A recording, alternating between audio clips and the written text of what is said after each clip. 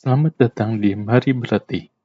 Mari Berlatih merupakan sarana untuk berbagi cara agar dapat meningkatkan skill. Skill dapat ditingkatkan dengan berlatih. Maka, mari berlatih. Hai rekan berlatih, pada konten kali ini kita akan lebih masuk ke dalam istilah-istilah yang ada di dalam bahasa pemrograman Python. Ya, yang kali ini kita akan mencoba mengeksplor mengenai if, kemudian nanti ada yang disebut dengan nested if. Apa itu if? Apa itu nested if? Mari kita mencoba lebih dalam lagi. Oke. Ya, fungsi if sebenarnya kalau kalau rekan-rekan sering mendengarkan kondisi di lapangan, ya kita sering mendengar istilahnya, ya kalau nggak milih A, ya harusnya B dong. Nah, istilah memilih A atau memilih B di dalam bahasa pemrograman, terutama di Python ini, kita mengistilahkan dengan if. Jadi secara umum, secara teorinya ngomongnya adalah if itu adalah suatu kondisi atau keadaan yang harus dilakukan supaya dapat menentukan atau membuat suatu keputusan. Ya, tidak hanya di dalam pemrograman, dalam kehidupan sehari-hari, kondisi ini atau istilah kondisi ini emang banyak terjadi. Nah, inilah yang akan kita convert dalam bahasa pemrograman. Kalau Kalau diartikan dalam bentuk flowchart, maka kondisinya adalah atau flow-nya adalah seperti yang ada di layar kali ini. Jadi ketika kita melakukan sesuatu, tentu apapun itu pasti akan ada pilihan yang harus kita penuhi. Pilihannya adalah ada pilihan yang terpenuhi, maka kita harus melakukan sesuatu, ini larinya yang ke kiri. Kalau terpenuhi, melakukan proses. Atau kalau tidak terpenuhi, kita juga harus melakukan sesuatu yang lain. Nah, untuk bisa bahasa pemrograman ini tahu bahwa ini processing yang mana, maka proses yang di kondisi inilah kita nanti menggunakan statement if untuk supaya si bahasa pemrograman mengenali bahwa harus mengambil activity yang mana. Kemudian misalkan prosesnya sudah, maka dia akan berlanjut ke activity berikutnya, atau di sini kalau di flow-nya ini anggaplah ini selesai.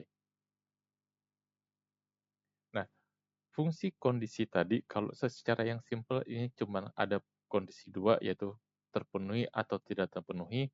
Pada kenyataannya nanti bisa sangat bercabang. Nah, yang bercabang ini maka kita mengomongnya adalah tadi di materi di awal dibilangnya bahwa ini adalah nested if. Apa itu nested if? Ya nih kondisinya.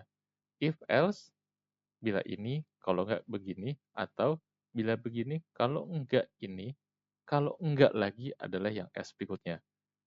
Nah, fungsi si if, if, dan else ini bisa bercabang sampai berapapun tingkatan yang emang kita butuhkan dalam si bahasa pemrograman tersebut. Jadi, di konten kali ini yang akan coba kita dalemin sampai nanti kita bikin si bahasa pemrogramannya. Nah, ketika ngomong format penulisannya di dalam bahasa Python adalah seperti ini. If dalam kurung, ini parameter atau kondisi yang akan dilakukan, kemudian diakhirin kurung tutup, kemudian jangan lupa ini adalah titik dua. Di dalam proses titik dua dan setelah titik dua, maka akan dibaca secara program dalam satu blok pemrograman ini adalah kondisi yang ada di dalam si kondisi yang awal. Bila prosesnya dalam kondisi tersebut udah, maka kita bisa menggunakan else if dengan cara penulisannya ini dipojokkan lagi ke sisi kiri sejajar dengan si if, kemudian parameter lagi, dikasih lagi activity-nya apa yang akan dilakukan. Kalaupun ternyata kita bilang bahwa ini ada proses yang berikutnya, ini bisa lagi bercabang. Atau bila yang pertama tidak terpenuhi, yang kedua tidak terpenuhi, apapun bila tidak terpenuhi, nanti program disuruh membaca prosesnya harusnya melakukan yang ini. Kalau semuanya tidak terpenuhi, maka gunakanlah else di akhirnya. Jadi else ini adalah alternatif paling akhir yang harus dilakukan oleh bahasa pemrograman Python untuk suatu kondisi yang di-mention di atas di blok pemrograman ini. Tapi kalau rekan-rekan nanti punya kondisinya sangat banyak, silakan aja dibuat sampai else if-nya ini sampai dengan 20 sampai 30 kondisi juga nggak masalah. Asal nggak pegel aja ya di kita nulisin bahasa pemrogramannya. Nah, kalau tadi dibilang, ini agak break dikit, di sini dibilang ada parameter pengukuran, tentunya ketika kita ngomong if, tentunya ada satu kondisi yang mau kita bandingkan. Proses pembandingan kondisinya di dalam Python ini adalah pengkondisiannya. Kita akan menggunakan sama dengan kalau artinya kita mau membandingkan dua dua variabel atau dua parameter kalau kondisinya sama ditulisnya adalah sama dengan. Kalau kita mau membandingkan bahwa kita mau bilang bahwa variabel A tidak sama dengan variabel B, maka perbandingan menuliskan adalah tidak tanda seru dan sama dengan. Ya ini standar ya, matematika biasa lebih kecil, lebih besar, lebih kecil sama dengan. Nah, kalau ada yang terakhir, conditional assignment adalah tanda tanya titik dua. Jadi ini yang harus diingat-ingat kondisi si rasional operatornya. Apakah ini apakah fungsi if hanya ada di Python? Enggak. Jadi nanti rekan-rekan harus semua bahasa pemrograman akan punya suatu kondisi yang mesti memilih A atau B dan akan menggunakan if dengan segala bentuk metode penulisannya, tapi konseptualnya akan sama. Sehingga ini disinilah rekan-rekan mesti ngafalin atau logikanya mesti ketemu nih, mesti ngapain. Nah, kalau variabel yang diperbandingkannya hanya satu, maka hanya pakai ini aja bisa. Tapi bagaimana ternyata nanti kalau kita bikin satu kondisi, kondisinya ada 4 sampai beberapa variabel yang mau kita perbandingkan. Contoh adalah seperti yang di kasus yang pertama. Misalkan kita mau nuliskan adalah A lebih besar sama dengan 60 dan A lebih kecil dari 90. Maka bila ada parameter mau membandingkannya dengan satu nilai tapi nilainya ada lebih dari satu, maka kita menggunakan logikalnya yang di halaman ini. Kasusnya, kondisinya ada yang dan, atau, dan tidak. Ini not ini artinya biasanya dan tidak. Oke. Nah, yang paling banyak biasanya sih and, proses yang and atau or. Ini prosesnya ada di layar ini. Jadi kalau yang pertama ini biasanya digunakan adalah kondisi ini, A lebih besar dari 60 dan A lebih kecil dari 90, ini kalau menggunakan and artinya adalah kedua parameter ini hasilnya harus true. Kalau kita menggunakan adalah yang or, artinya salah satu ini ya true, maka si blok program ini akan dilakukan. Jadi diingat-ingat perbedaannya kalau and dua-duanya harus true, maka ini dilakukan. Kalau or salah satu true, maka bloknya akan dilakukan. Nah, kalau not artinya bila ini, misalkan saya mau nulisnya A lebih besar dari 60, depannya saya kasih not. Artinya adalah kalau ini true berarti yang dicari yang false-nya. Jadi not ini menggunakan pembalikan dari suatu kondisi yang kita mention. Nah, ini tadi kalau kita mappingkan secara urutannya, kita punya variabel A, variabel B, terus kita mau nyari kalau hasilnya bukan yang A, kalau A dan B, A atau B. Misal kita kondisinya adalah A-nya true, B-nya true, maka kalau kita menggunakan if, bilangnya adalah if not A, maka yang dicari, yang akan dikerjakan adalah yang hasilnya adalah false. Kalau kita tadi ini A-nya true, B-nya true, kalau kita menggunakan AND, maka hasilnya adalah yang si true, karena dua-duanya adalah true. Kalau A-nya benar dan B-nya benar, hasilnya adalah true. Begitu juga selanjutnya. Yang ini true, false, karena ini cuma ditanya adalah si not A, hasilnya adalah false. Bila true dan false, maka yang dibaca ada karena salah satu tidak terpenuhi maka hasilnya adalah false. Maka yang tidak dibaca di blok pemrograman kondisi yang true-nya, dia akan lari ke false.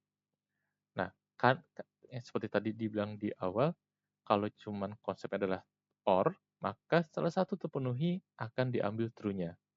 Ya, kurang lebih seperti itu baca di sini. Masih bingung? Kita lanjut lagi dulu nih.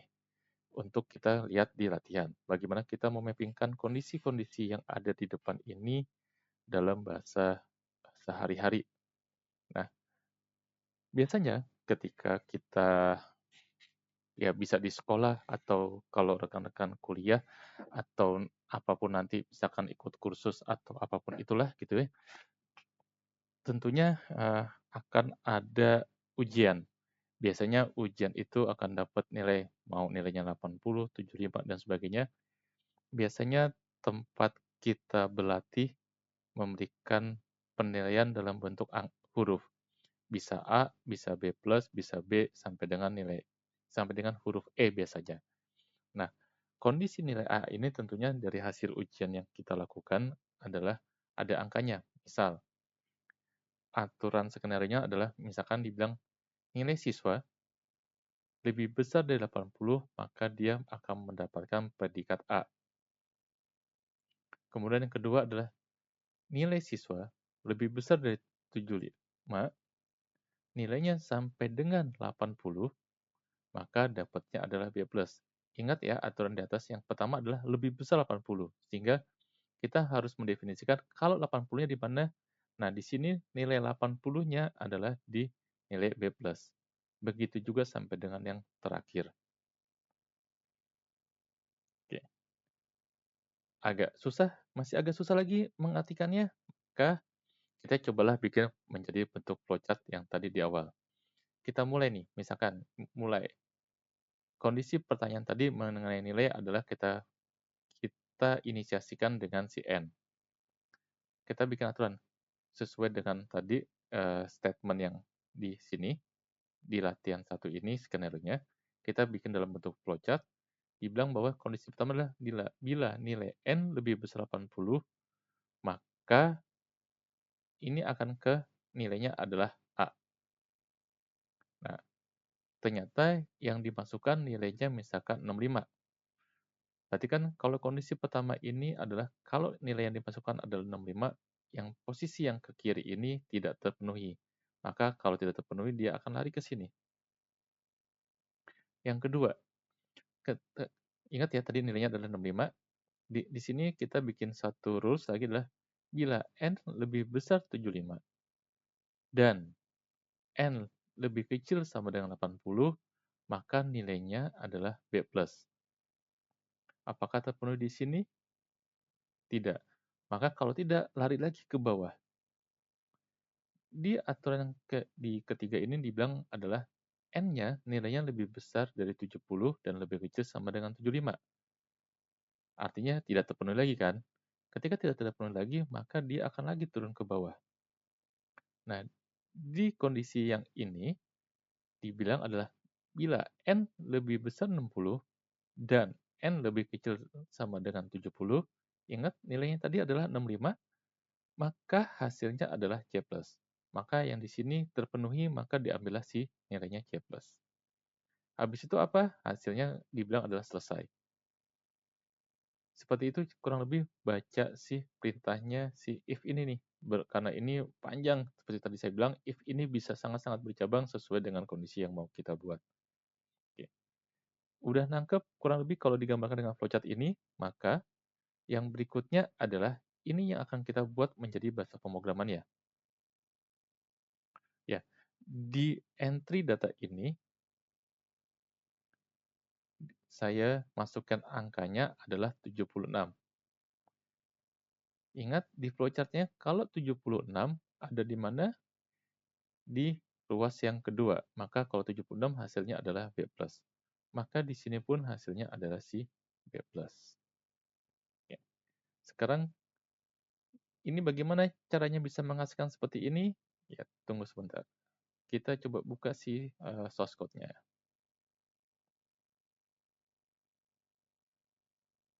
Ini saya lagi nyeting-nyeting sebentar.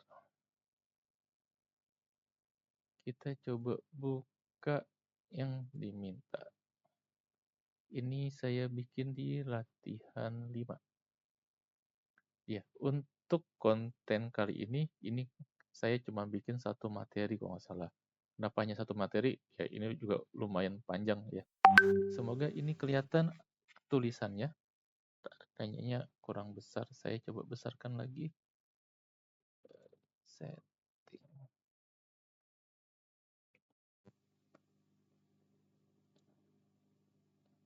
Ya, ini lebih besar harusnya lebih kelihatan.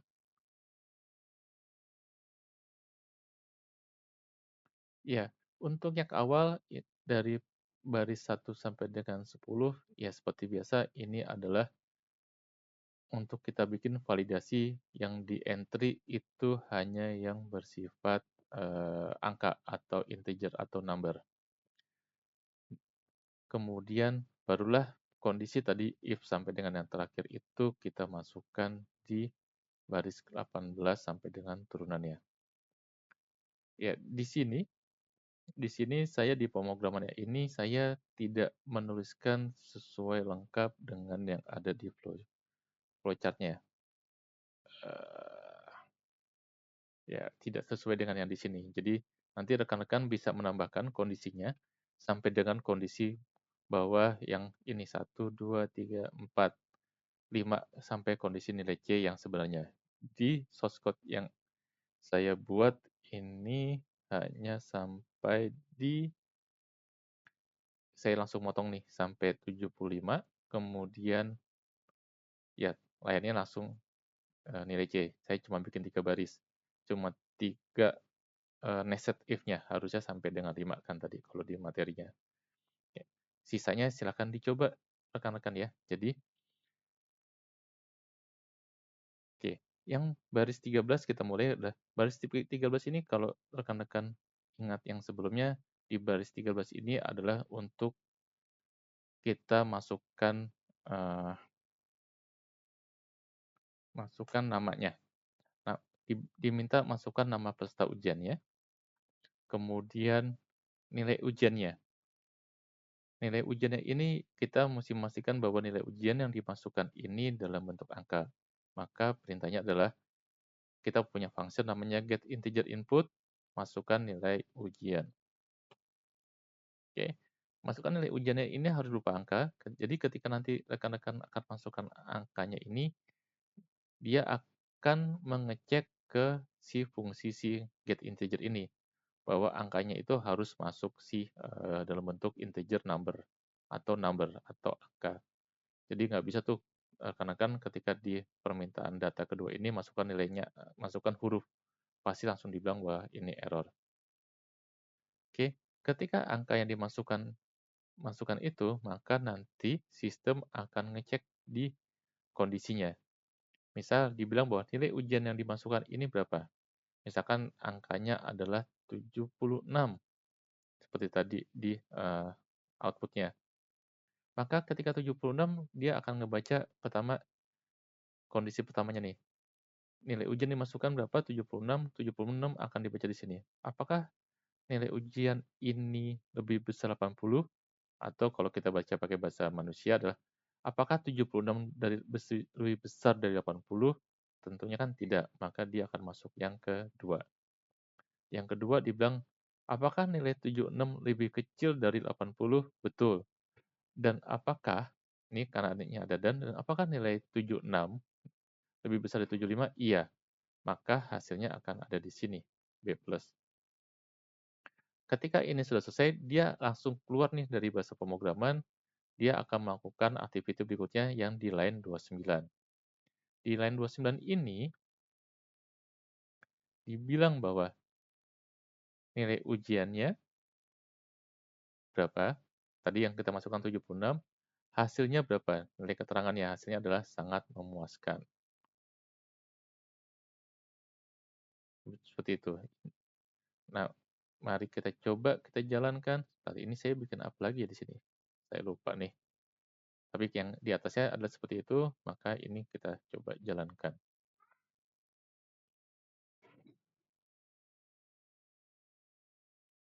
Oke, yang pertama seperti tadi yang di penjelasan bahwa yang akan diminta adalah masukkan nama peserta. Kita bilang nama pesertanya adalah Amir, bukan anak sekarang banget ya namanya. Kemudian nilainya berapa? Kita bilang seperti tadi, kita coba ganti ke 78. Kah? Ya, sebelum saya enter, kira-kira ada di mana?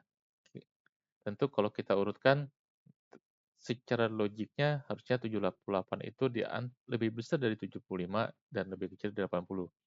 Hasilnya harus ada di sini nih. Oke, ini kita enter. Ya, dibilang nilai hasilnya adalah B+. Maka kondisinya adalah oke. If not, yang ini apa ya? Saya lupa. Kondisi false. Oh, yang lainnya adalah, ya ini saya tadi mau bikin kondisi berikutnya buat latihan tapi belum selesai. Jadi di materi kali ini adalah pengenalan awal untuk si if dan nested if. Saya ngebikinnya untuk membandingkan bagaimana ketika dilakukan penilaian dan dikonvert dalam bentuk huruf. Kembali bahwa ini baru sampai 2 tahap. Silakan dilanjutkan untuk atau enggak ya sambil di konten ini kita coba masukkan berikutnya adalah diminta else if, ini biar cepat ini saya copy paste aja lah. Else if nilai kondisi, jadi kita buka dulu materinya. Yang ini 7580, ini 70 sampai 75 itu adalah B, 70 sampai 75. Tadi mana bahasa source code-nya? Oke. Ini lebih kecil dari 75 tapi lebih besar dari 70.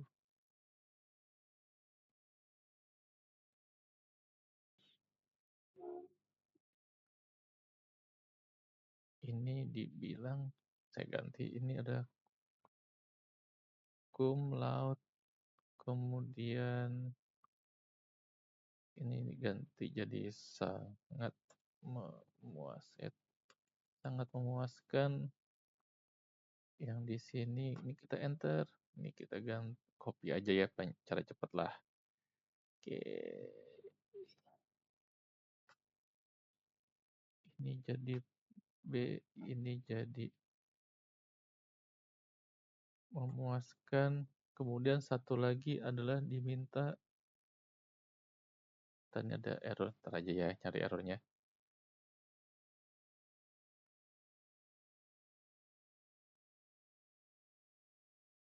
Yang ini adalah lebih besar sama dengan 70, lebih kecil sama 70 dan lebih besar dari 60. Ini kita bilang cukup.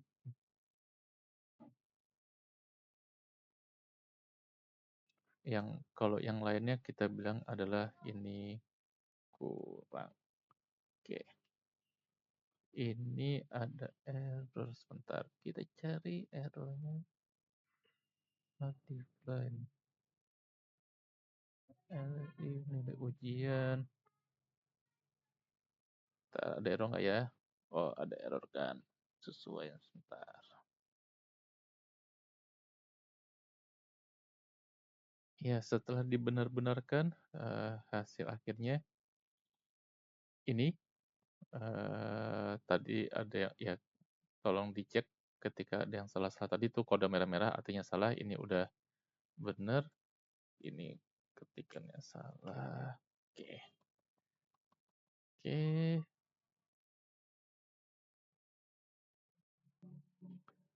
Ya, mari kita jalankan.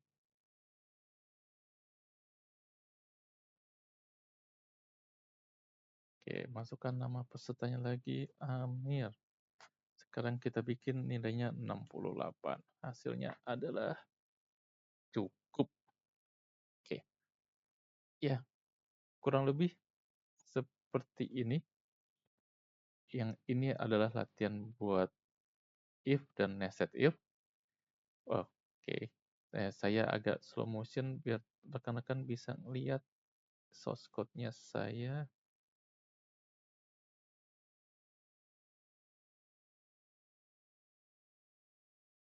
silakan dicoba diketikkan terlebih dahulu. Ini agak saya pelankan untuk atau rekan-rekan bisa sambil nge-pause di halaman ini.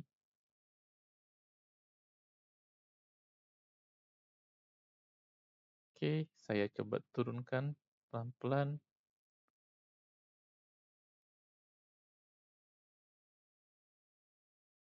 Ya, ini di sini bisa di-pause kembali, sambil tolong dicek jangan sampai ada yang error.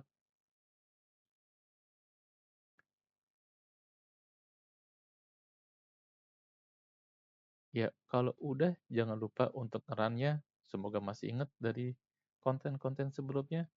Ya, diklik di sini, klik run and debug, kemudian nanti kalau ada pilihan di atasnya ya silakan dipilih sesuai dengan yang ada di materi sebelumnya.